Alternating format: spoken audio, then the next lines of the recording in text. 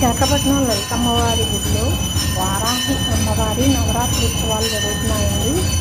6వ రోజు హారతి ఇస్తున్నారండి. ఓం ఐం